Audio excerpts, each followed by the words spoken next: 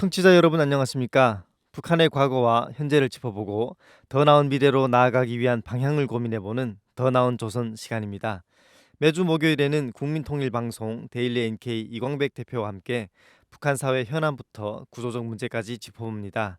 저는 진행자 조경일입니다. 대표님 안녕하세요. 네, 안녕하세요. 네, 반갑습니다.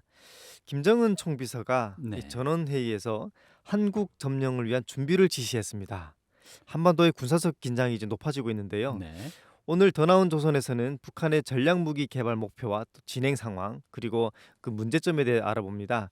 먼저 북한 정부가 어제 오전에도 미사일을 발사했다면서요? 네. 24일 오전 7 네, 시쯤이었습니다. 서해상으로 이번에는 순항 미사일을 네, 여러 발 발사를 했어요. 여러 발이군요. 네. 순항 미사일을 발사한 것은 작년 9월 2일 이후에 지금 대략 뭐 한 4 개월 만이네요. 네, 그리고 사실 뭐 올해 1월 달에도 지난 14 일이었습니다. 음, 신형 중거리 탄도 미사일 북한 정부는 극초음속 미사일이라고 주장하고 네, 있어요. 이걸 지금 발사한 지는 이제 열흘 만에 음, 새로운 미사일을 발사한 겁니다. 순항 미사일 같은 경우 작년 9월에 발사한 순항 미사일은 화살 1, 화살 2형이었어요. 화살 예. 1, 그런데 2, 네, 이번에 발사한 순항 미사일은 북한 정부가 주장하기로는 불화살 3-31이다. 네, 이것도 또 새로운 신형이죠. 네, 그러네요. 지금 예측컨대 북한 당국이 2023년에 뭘 공개했냐면 음, 조그마한 전술 핵탄두를 우리가 네, 개발했다 네, 해가지고 그때 이제 전술 핵탄두를 탑재한 미사일들을 쭉 나열해서 보여준 적이 있습니다. 네, TV 화면으로. 그때 화살 1, 화살 2형 음, 같은 순항 미사일에도 우리가 전술 핵무기를 탑재했다, 네, 핵탄두를 탑재했다 이렇게 주장을 했었는데 이번에 이 불화살 3-31이 아마 그 전술 음, 핵탄두 이른바 정확한 명칭은 화산 31입니다. 화산, 네, 근데 불화살 3-31이니까 네, 이 31이 아마 이 화산 31 이제 전술 음, 핵 탑 뭐 탄두를 탑재한 네. 그런 순항 미사일이 아닌가 이렇게 추정은 됩니다. 네.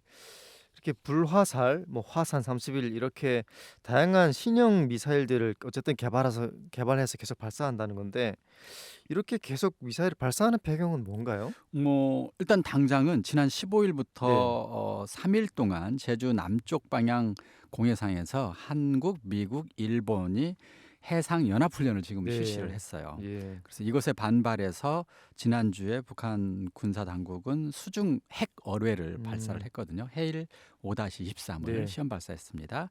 아마 그 연장선상에서 실시하는 대응 네. 조치로도 보입니다. 네, 이게 이제 네. 첫 번째 배경일 것 같고 두 번째는 2023년 12월 전원회의에서 2024년 투쟁 방향을 발표했는데 투쟁 방향. 그 군사 분야에서는 어쨌든 국가 방위력을 가속화하겠다 네. 이렇게 투쟁 방향을 밝혔고 또 남조선 전 영토를 평정하기 위한 대사변 준비에 박차를 가하라 이런 예. 내용들을 얘기했잖아요. 예. 이때 구체적으로 그러면 국방력 강화를 위해서 뭘 할 것인지를 나열을 했었는데 첫 번째가 핵무기는 계속 생산하겠다는 네. 것, 두 번째가 정찰 위성을 3개를 올해 안에 추가 추가로 발사하겠다는 발사. 것, 네. 세 번째가 해군의 수상 및 수중 전력을 강화하겠다는 것, 네. 그리고 네 번째가 무인 무장 장비와 전자전 수단을 개발하겠다는 것, 뭐 음. 이런 내용들을 발표를 네. 했어요. 그래서 어쨌든 국가 방위력을 가속화하겠다고 하는 이른바 2024년 투쟁 방향 발표가 네. 있었기 때문에 이거에 발맞춰서 계속해서 아마 음. 미사일들을 시험 발사한 것으로 보입니다. 그리고 이제 음. 마지막으로는 기본적으로는 2021년 북한 전략무기 최우선 5대 목표라는 것을 네. 이미 발표를 한 상태예요. 그러니까 5년 동안에는 이 5가지 이 전략무기 이 5대 목표를 위해서 국가의 역량을 총동원하겠다고 이미 선포를 해놓은 상태이기 네. 때문에 아무튼 뭐 지난 몇 년간 또 앞으로도 향후 2년 동안에는 이런 식의 군사무기 개발을 계속할 것이다. 네. 근데 이제 그 5가지 내용에 첫 번째 극초음속 미사일 무기 개발 이거 지난 14일에 발사한 거죠. 네. 네. 두 번째 초대형 핵탄두 생산, 세 번째가 15,000km짜리 대륙간 탄도 미사일 이 명중률을 높이겠다는 것, 음. 네 번째가 수중 및 지상 고체 엔진 대륙간 탄도 미사일 개발, 다섯 번째가 핵 잠수함 및 수중 발사 핵 전략 보유 뭐 이런 것들이 있습니다. 네. 근데 어쨌든 뭐이 내용을 쭉 볼 때 거기에는 이 내용이 포함되는 겁니다. 미사일은 계속해서 발사를 하고 시험하겠다는 것이 포함이 돼 있습니다. 아무튼 이런 5년간의 예. 군사 전략무기 개발, 또 올해 특히 24년에는 국가 방위력을 대폭 강화하겠다는 이런 내용, 그리고 한미 연합훈련에 대한 대응, 이런 게 겹치면서 이번에 순항미사일을 발사한 것으로 보입니다. 네. 뭐 북한에서는 방어 차원에서 한다라고 하겠지만 어쨌든 이 전략 무기들을 엄청나게 지금 개발하고 발사하고 있는데 지금 그동안 몇 년 동안 이 군사력을 계속 강화하고 있는 모습을 보이고 또 이 국가 역량을 총집중한다 이렇게 볼 수 있을 것 같은데요. 근데 중요한 건 이 전략 무기를 개발하는데 이제 막대한 비용이 들 것 같은데요. 사실 문제는 그거죠. 예. 사실 북한의 경제 상황이 지금 좋은 상황이 아니잖아요. 그렇죠. 특히 예. 지난 3년간 코로나19 때문에 예. 북중 무역을 거의 중단하다시피 네. 해왔어요. 그래서 인민들의 생활, 특히 이 네. 생계가 막막할 정도로 지금 경제 상황이 말이 아니단 말이죠. 이런 상황에서 이렇게 국방력 강화를 위해서 막대한 비용을 들이고 있다. 네. 이게 이제 굉장히 심각한 문제인데요. 2021년 국제사회가 공개한 2021년 세계 군사비 및 무기거래 보고서라는 게 나왔어요. 네. 여기에는 주요 여러 나라, 그러니까 세계 여러 나라들의 군사비를 네. 대략 산출을 해놨는데 북한의 군사비는 과연 얼마인가? 전 세계 170개국을 조사했어요. 네. 근데 여기에 이제 북한도 여기에 보고서에 나왔습니다. 북한이 1년 동안 생산하는 모든 생산액, 보통 GDP라고 합니다. 네. 국내 총 생산. 그것의 25%, 정확하게는 26.4% 정도가 군사비로 쓰인다고 추정을 해 어마어마하네요. 놓았습니다. 네. 일단 군사비 자체, 규모 자체로만 보면 가장 많이 쓰는 나라는 물론 미국입니다. 네. 대략 7,300억 달러를 군사비로 쓰고 있어요. 네. 자, 근데 문제는 미국은 7,300억 달러를 쓴다 하더라도 워낙 경제력이 높으니까, 그렇죠. 워낙 네. 많이 생산하니까 미국이 전체 생산하는 미국의 국내 총 생산액의 3.4%밖에 안 돼요. 네. 물론 이거 뭐 많이 쓰는 나라예요. 세계 네. 평균보다 높긴 해요. 네. 세계 평균이 대략 한 2% 내외입니다. 근데 미국은 3%, 3.4%니까 총 생산액에서 조금 많이 쓰긴 합니다. 그런데 북한은 얼마 쓰고 있나요? 총 생산액의 26%를 쓴다? 이게 세계 최고예요. 그러네요. 이렇게 네. 쓰는 나라는 없어요. 네. 더군다나 북한은 경제 형편이 안 좋은데 네. 그런 상황에서 26%나 군사비로 쓴다? 이건 아마 다른 나라에서는 상상조차 힘든 액수입니다. 네. 한국이 얼마인지 알려드릴까요? 한국이 물론 북한보다 잘 사는 나라긴 한다 하더라도 군사비를 쓰는 것은 국내 총 생산의 2.7% 씁니다. 네. 북한의 한 10분의 1밖에 안 되네요. 그렇죠. 북한은 26% 쓰는데 네. 한국은 2.7%. 중국도 많이 쓰는 나라인데 네. 2%가 채 안 됩니다. 아, 1.7%. 그렇군요. 네. 일본은 어느 정도냐? 네. 0.9%밖에 안 씁니다. 군사비 거의 안 써요. 네. 자, 그런데 북한의 군사비는 26.7%. 이제 액수로 보면 대략 한 110억 달러로 추정을 하고 110억 있습니다. 달러요. 네. 자, 이것은 북한이 너무너무 지나치게 많이 음. 그 군사 비용을 쓰고 있다는 걸 알 수가 음. 있습니다. 네. 국가 경제력의 한 26%를 넘게 군사비로 쓴다는 건 사실 굉장히 좀 비효율적이라는 생각이 좀 드는데 이런 정도의 그 비용을 경제에 좀 투입을 했으면 얼마나 좋을까 이런 생각이 듭니다. 그렇습니다. 네. 이렇게 북한 정부가 무기 시험을 계속 이런 막대한 비용을 들여서까지 하면서 또 이 국방력을 강조하는데 이 근본적인 이유가 좀 궁금합니다. 자, 지금 올해 네. 북한 당국이 전쟁 준비, 예. 남조선 평정 준비를 하라 이렇게 아, 얘기를 무서운 했어요. 말이네요. 네. 네. 자, 그러면 둘 중에 하나, 누군가는 지금 전쟁을 그러면 준비한다. 하려고 한다는 거잖아요. 네. 그러면 남한이나 미국이 전쟁을 준비하고 있나? 남한은 전쟁에 전혀 관심이 없어요. 그렇죠. 지금 선거하느라고 급해서 네. 전쟁에 아예 관심도 없습니다. 그리고 무기가 있으면 해외에 무기 팔아서 돈 버는 데 관심이 있어요. 네. 지금 유럽에 무기 가장 많이 판 나라가 이번에 한국이에요. 그렇죠. 네. 한국은 전쟁 준비하고 있잖아요. 네. 그러면 북한이 전쟁 준비를 하고 있나? 말로는 지금 전쟁 준비하라고 지시는 해놨는데 실제 전쟁 준비를 하는지를 한번 따져보면 네. 그렇지 않습니다. 네. 자, 남북 관계를 민족 관계에 통일해야 될 대상이 아니라 교전 중인 적대국 두 국가 관계로 규정을 하고 네. 대한민국 완전 점령 평정 준비를 군사적으로 준비하라고 말로만 제시를 하고 있어요. 자, 그러면 전쟁을 실제 준비하는 것은 어떤가 봤더니 일단 미국과 전쟁을 하려면 미국까지 날아가는 미사일을 개발을 그렇죠. 해놔야 되는데 현재 그거 개발 안 돼 있어요. 네. 미사일 사정거리는 되는데 음. 이거 우주로 높이 쏘아 올려서 미국으로 떨어질 때 대기권으로 다시 음. 들어와야 되는데 지금 현재 북한의 미사일은 대기권으로 들어올 때 다 타버립니다. 대기권 재진입 기술을 안 갖고 있기 때문에. 예, 그러니까 중요한 미국과는 거죠. 전쟁할 능력이 안 되죠. 네. 자, 그러면 한국과는 전쟁할 능력이 되느냐? 정찰위성 자산이 너무 부족해요. 그래서 한국 같은 경우는 정찰위성을 한국도 네. 발전했지만 미국, 일본과 협력하고 있기 때문에 그렇죠. 눈을 뜨고 북한을 음. 필요한 곳에 다 음. 공격을 하게 될 음. 겁니다. 최고 지휘부 벙커 네. 지하 100에서 150m까지 뚫고 들어가서 공격하게 될 음. 거예요. 그 옆에는 어떤 주택도 피해를 안 주고 아주 음. 정확히 공격할 음. 겁니다. 근데 북한은 그런 정찰 자산이 전혀 네. 갖춰져 있기 않기 때문에 눈을 감고 막 음. 되는 대로 쏴야 될 거예요. 네.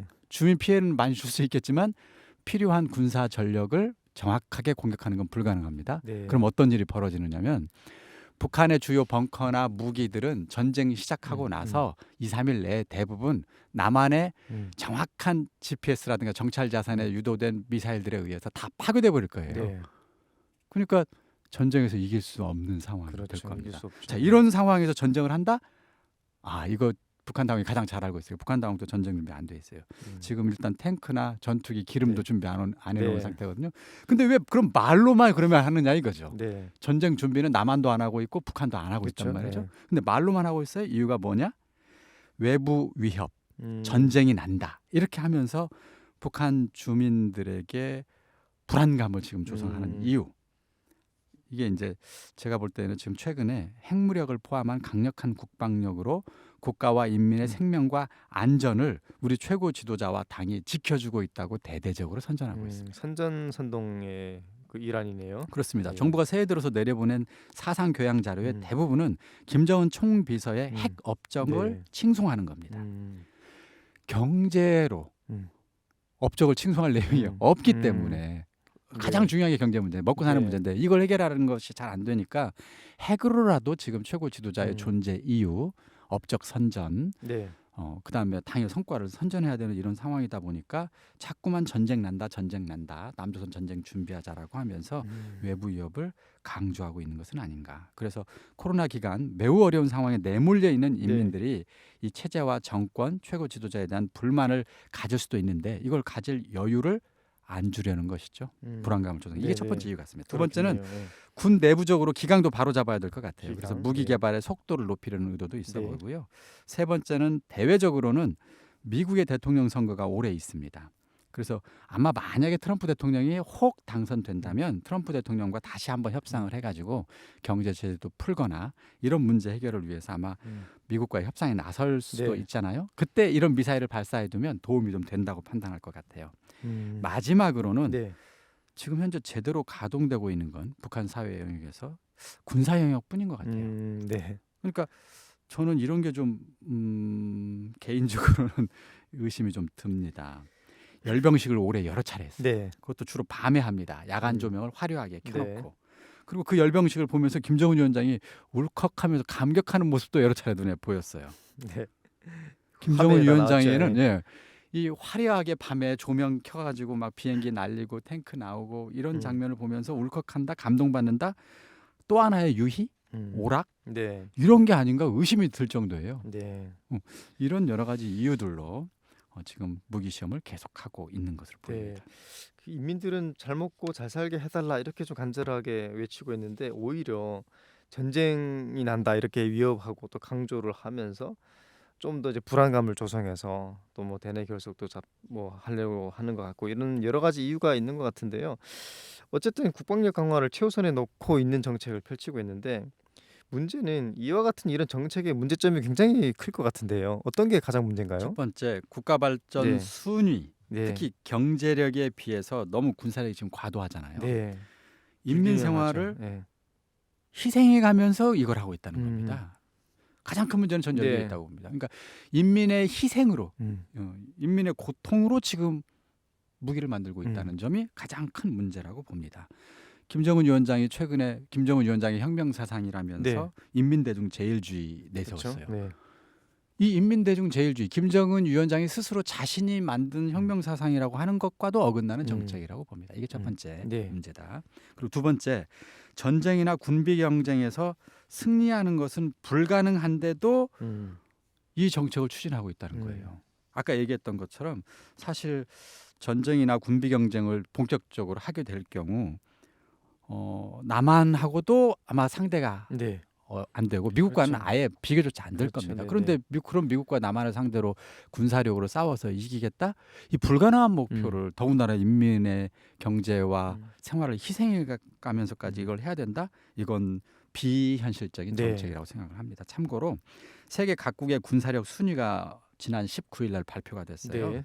세계 군사력 평가 기관에서 2024년도 한 145개 국가의 군사력 순위를 조사해서 보고를 했습니다. 자, 여기에 보면 병력, 무기 수, 경제력, 전시 동원 가능 인력, 국방 예산 등등 한 60가지 항목을 분석해 가지고 군사력 순위를 매겨요. 1, 2, 3위는 4위까지는 지난 몇 년간 순위가 안 바뀌었어요. 1위 미국이었습니다. 역시. 예, 2위 러시아, 3위는 중국입니다. 중국. 네. 4위는 좀 궁금해요. 이제 네. 여기 대략 여기 앞에까지는 대략 예측이 되는데 예. 4위는 인도였더라고요. 인도요. 인도도 꽤 큰 나라죠. 군사력 큰 나라니까 이제 군사력이 강하죠. 예. 5위가 어딜까요? 여기는 이제 쉽지가 않아요. 그럼 어딘가요? 작년에 영국이었는데 예. 올해 5위가 바뀌었습니다.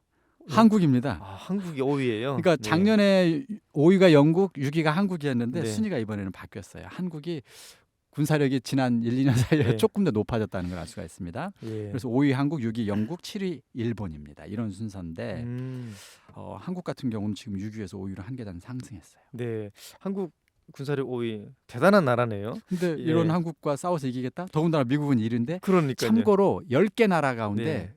미국 1위하고 나머지 2위부터 10위까지 나라를 다 합해도 네. 미국의 군사력을 따라갈 수는 없습니다. 예. 미국은 뭐 이 점을 어마어마하죠. 분명히 김정은 위원장도 네. 사실 알 겁니다. 예, 알 싸워서 이길 수 없다는 네. 걸. 네. 이런 가운데 북한의 군사력은 그러면 몇 위에 차지하는지 궁금한데요. 북한의 군사력은 네. 작년에 34위였어요. 네네. 근데 올해는 36위였습니다. 네. 한국은 지금 한 계단 떨어졌네요. 올라섰는데 북한은 오히려 두 계단 떨어졌어요. 네.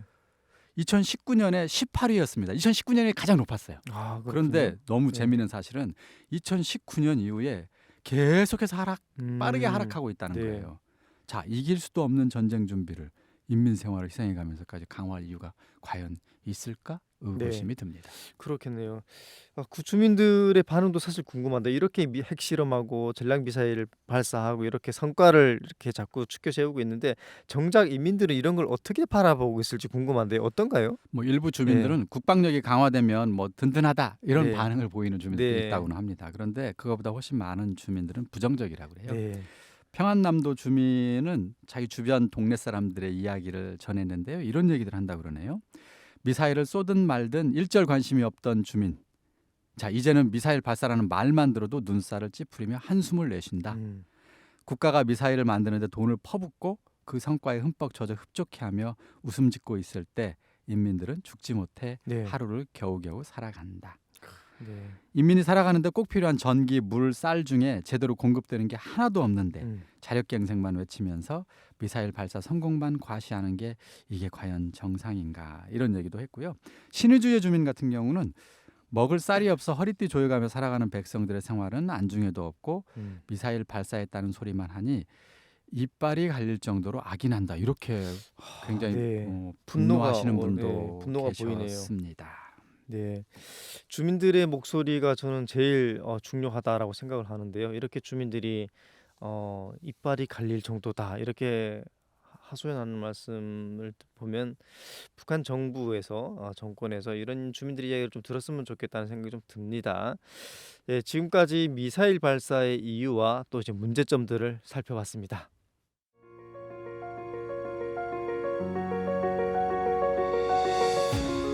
북한의 밝은 미래를 그려봅니다. 여러분은 지금 더 나은 조선을 듣고 계십니다.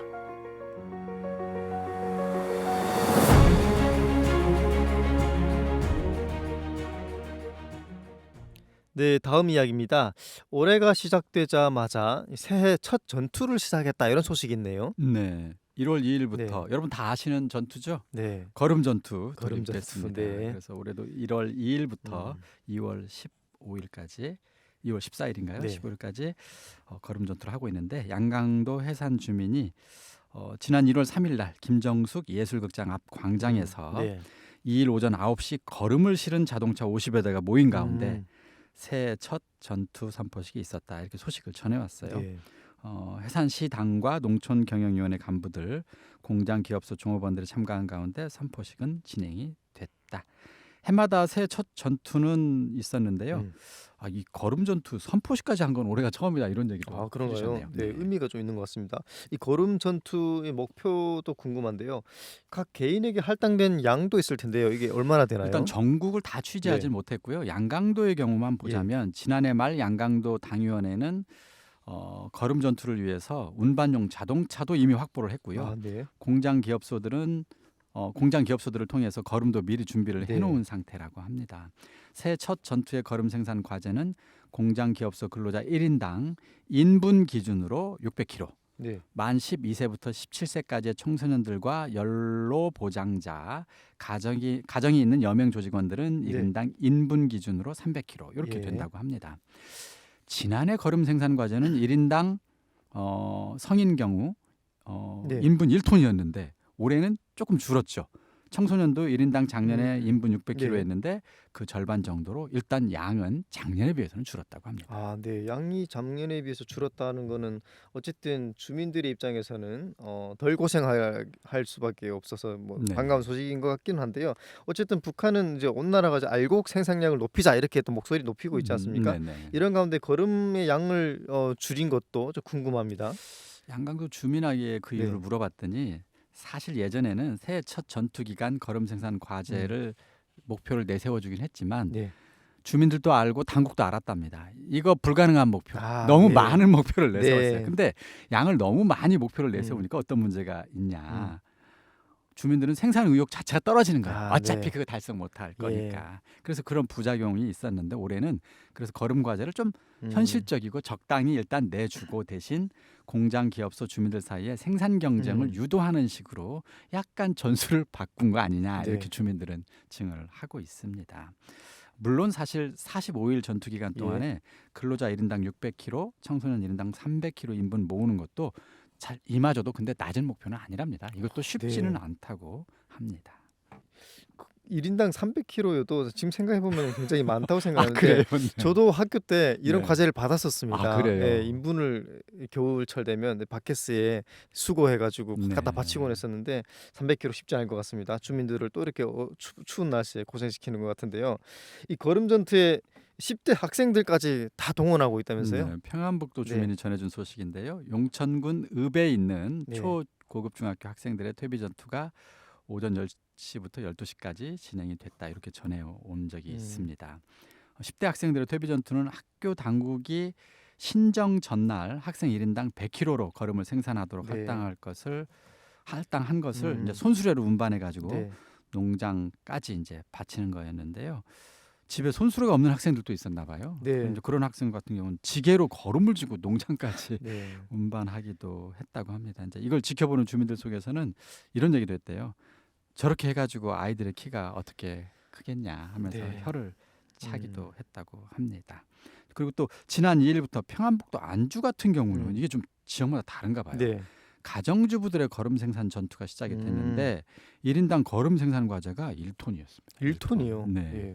그래서 가정주부들의 걸음 생산 과제는 1월 중순까지 당국이 지정한 주변 협동 농장에 바쳐야 하는 이런 상황. 네. 그러니까 뭐 사실 전 주민이 다 동원되는 네. 전투죠. 네. 지역마다 다르긴 하지만 할당량이 큰 차이가 있기도 하네요. 네.